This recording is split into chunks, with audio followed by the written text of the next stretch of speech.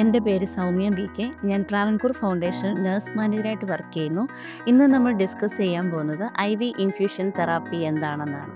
എന്താണ് IV infusion therapy? IV infusion therapy ആർക്കൊക്കെയാണ് നമ്മൾ കൊടുക്കുന്നത്? എന്താണ് അതിൻ്റെ പർപ്പസ്? അതിൻ്റെ കോംപ്ലിക്കേഷൻസ് എന്തൊക്കെയാണെന്നാണ് നമ്മളിവിടെ ഡിസ്കസ് ചെയ്യുന്നത്. IV ഇൻഫ്യൂഷൻ തെറാപ്പി എന്ന് പറയുമ്പോൾ ഒരാളുടെ ധമനിയിൽ കൂടി നേരിട്ട് മെഡിക്കേഷൻസ്, ഫ്ലൂയിഡ്സ്, ന്യൂട്രിയൻസ് പ്രവേശിപ്പിക്കാനുള്ള വൈദ്യശാസ്ത്രപരമായ നടപടിക്രമമാണ് IV ഇൻഫ്യൂഷൻ തെറാപ്പി. ഇത് ചികിത്സയെ വേഗത്തിലും ഫലപ്രദത്തിലും എത്തിക്കാനുള്ളതാണ്. ഇനി ഇത് എങ്ങനെയുള്ളവർക്കാണ് കൊടുക്കുന്നതെന്നുള്ളതാണ്. പ്രധാനമായും പ്രായമായവരുടെ ഡീഹൈഡ്രേഷൻ, ഇലക്ട്രോലൈറ്റ് ഇംബാലൻസ്, ഇൻഫെക്ഷൻസ് എന്നിവയുടെ പരിഹാരം കാണാനും ഓറലി എടുക്കാൻ പറ്റാത്ത മെഡിസിൻസ് നൽകാനുമാണ് IV തെറാപ്പി നമ്മൾ കൂടുതലായിട്ട് എടുക്കുന്നത്. ട്രാവൻകൂർ ഫൗണ്ടേഷനിൽ എങ്ങനെയാണ് IV ഇൻഫ്യൂഷൻ കൊടുക്കുന്നത് എന്നുള്ളതാണ് പറയാൻ പോകുന്നത്.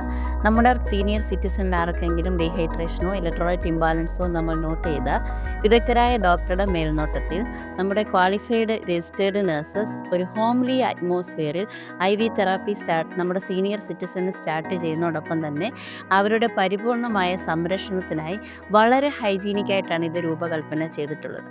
അതോടൊപ്പം തന്നെ ഒരു വേദനാരഹിതമായ അപ്രോച്ച് വഴി ഒരു good quality of life provide ചെയ്യാനും നമുക്ക് സാധിക്കും. അടുത്തായിട്ട് എന്തൊക്കെ എക്യുപ്മെൻറ്റ്സ് ആണ് നമുക്ക് ഇതിനായിട്ട് വേണ്ടെന്നുള്ളതാണ്. ഒന്ന് IV കാനുല അല്ലെങ്കിൽ IV catheter, IV set, infusion pump, IV fluid bag, securement devices. Securement devices എന്ന് പറയുമ്പോൾ പ്രായമാരുടെ സ്കിന്ന് സെൻസിറ്റീവ് ആയതുകൊണ്ട് സ്കിന്നിന് പ്രൊട്ടക്ഷൻ കൊടുക്കാൻ വേണ്ടി നമ്മൾ സ്പ്രിൻ്റ് ഉപയോഗിച്ചാണ് IV കാനുല നമ്മൾ ഇൻസേർട്ട് ചെയ്യുന്നത്. അടുത്തയായിട്ട് നമുക്ക് എങ്ങനെ ഹോസ്പിറ്റലൈസേഷനെ മിനിമൈസ് ചെയ്യാമെന്നുള്ളതാണ്. ഒന്നാമത് നമ്മൾ റെഗുലർ ഹെൽത്ത് അസസ്മെൻറ്റ് നടത്തണം. അതായത് ആരോഗ്യസ്ഥിതി കണ്ടെത്തി വേണ്ടത്ര ചികിത്സ കൊടുക്കുക. 2, മെഡിക്കേഷൻ മാനേജ്മെൻറ്റ്. സമയത്ത് മരുന്ന് എടുക്കാൻ പറ്റുന്നുണ്ടോ, മരുന്ന് കിട്ടുന്നുണ്ടോ എന്ന് നമ്മൾ മേക്ക് ചെയ്യുക. 3, അഡിക്കേറ്റ് ന്യൂട്രീഷൻ ആൻഡ് ഫ്ലൂയിഡ്സ്. അതായത് നമ്മുടെ ശരീരത്തിന് ആവശ്യമായ ഫുഡ്സും ഫ്ലൂയിഡ്സും ഒക്കെ അഡിക്കേറ്റ് ആയിട്ട് കിട്ടുന്നുണ്ടോ എന്ന് നമ്മൾ ഉറപ്പുവരുത്തുക. ഈ 3 കാര്യങ്ങളും നമ്മൾ ഷ്യൂരിറ്റി വരുത്തിയാൽ സീനിയർ സിറ്റിസൻ്റെ ഹോസ്പിറ്റലൈസേഷൻ നമുക്ക് മിനിമൈസ് ചെയ്യാനായിട്ട് സാധിക്കും. അടുത്ത എന്താണ് IV ഇൻഫ്യൂഷൻ തെറാപ്പിയുടെ പർപ്പസ് എന്നുള്ളതാണ്.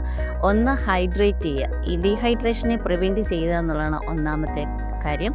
2, ഇലക്ട്രോലൈറ്റ് ബാലൻസ്. നമ്മുടെ ശരീരത്തിൽ സോഡിയത്തിൻ്റെ അളവ് കുറഞ്ഞു പോയാൽ IV ഫ്ലൂയിഡ് കൊടുക്കുന്നത് വഴി നമ്മുടെ സോഡിയം കറക്റ്റ് ചെയ്തുകൊണ്ട് നമ്മുടെ ഇലക്ട്രോലൈറ്റ് ബാലൻസ് ചെയ്യാനായിട്ട് സാധിക്കും. 3, മെഡിക്കേഷൻ അഡ്മിനിസ്ട്രേഷൻ. അതായത് ഓറലി എടുക്കാൻ സാധിക്കാത്ത മെഡിസിൻസ് IV ഇൻഫ്യൂഷൻസ് വഴി നമ്മുടെ ബോഡിയിൽ എത്തിച്ചു കൊടുക്കാനായിട്ട് സാധിക്കുന്നു. 4, ഇൻടേക്ക് ഇൻസഫിഷ്യൻ്റ് ആണെങ്കിൽ എസൻഷ്യൽ ന്യൂട്രിയൻസ് പ്രൊവൈഡ് ചെയ്യാനും IV തെറാപ്പി വഴി നമുക്ക് സാധിക്കും. ഇനി അടുത്തത് complications of IV therapy. IV തെറാപ്പിയുടെ കോംപ്ലിക്കേഷൻസ്. ഒന്നാമത്തേത് ഇൻഫെക്ഷൻ. ഇൻസേർഷൻ സൈറ്റിൽ എന്തെങ്കിലും ഇൻഫെക്ഷൻ ഉണ്ടോ എന്ന് നമ്മൾ ചെക്ക് ചെയ്യുക. 2, ഫ്ലിബൈറ്റിസ്, റെഡ്നെസ്സോ പെയിനോ ഇൻസേർഷൻ സൈറ്റിലുണ്ടോ എന്ന് ശ്രദ്ധിക്കുക. ഇൻഫിൽട്രേഷൻ, അതായത് ഫ്ലൂയിഡ് ലീക്കേജ് ആയിട്ട് വെയിന് പുറത്തൂടെ ഫ്ലൂയിഡ് പോകുന്നുണ്ടോ എന്ന് മേക്ക് ചെയ്യുക. 4, എക്സ്ട്രാവാസേഷൻ, അതായത് ലീക്കേജ് ആയ സ്ഥലത്തെ സെൽസ് ഫുൾ ഡാമേജ് ആയിട്ടുണ്ടോ എന്ന് നമ്മൾ മേക്ക് ചെയ്യുക. അടുത്തായിട്ട് നമ്മുടെ മോണിറ്ററിംഗ് ആണ്.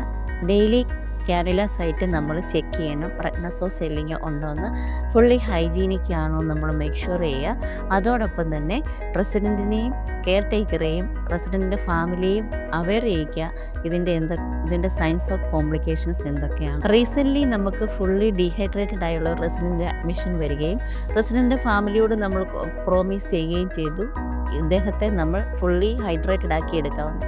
ഇതോടൊപ്പം തന്നെ നമ്മുടെ എമർജൻസി ടീമിൻ്റെയും ക്വാളിഫൈഡ് നേഴ്സസിൻ്റെയും സഹായത്തോടെ അവരെ എക്വിപ്പ് ചെയ്ത് IV ഇൻഫ്യൂഷൻ ഇവിടെ സ്റ്റാർട്ട് ചെയ്യുകയും വിത്തിൻ 2 ഡേയ്സിനുള്ളിൽ അദ്ദേഹം നോർമൽ ലൈഫിലോട്ട് വരികയും ചെയ്തു വിത്തൗട്ട് ഹോസ്പിറ്റലൈസേഷൻ.